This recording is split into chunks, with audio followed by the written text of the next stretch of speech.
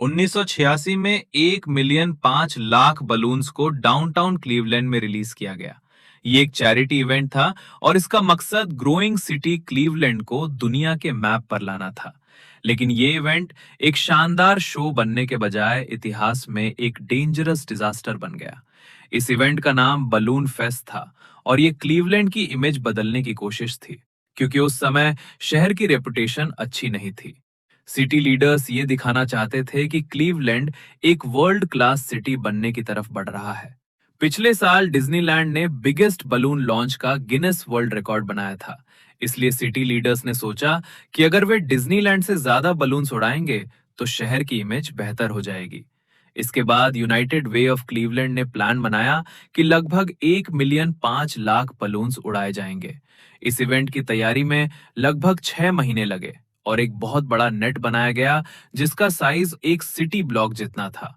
हजारों वॉलेंटियर्स ने घंटों तक बलून्स में हीलियम भरी और आखिरकार सितंबर 27, 1986 को बलून फेस्ट का दिन आ गया।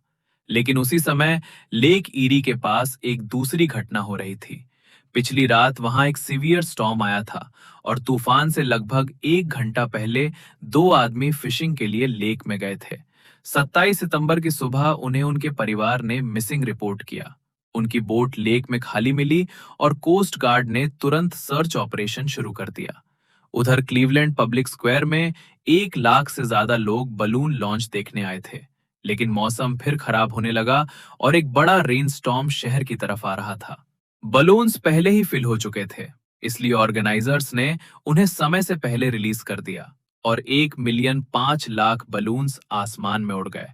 शुरुआत में यह नजारा बहुत स्पेक्टेकुलर था, लेकिन ठंडी हवा और बारिश की वजह से हजारों बलून्स वापस जमीन की तरफ आने लगे और मास केओस शुरू हो गया। Balloons Burke lakefront airport तक पहुंच गए, जिससे रनवे बंद करना पड़ा। कई बलून सड़कों पर गिरने लगे, जिससे कार एक्सीडेंट्स हुए और रोड्स बंद करनी पड़ी। इसी बीच बहुत सारे बलून्स लेक ईरी में भी गिर गए, जहां कोस्ट गार्ड उन 2 फिशरमैन को ढूंढ रही थी।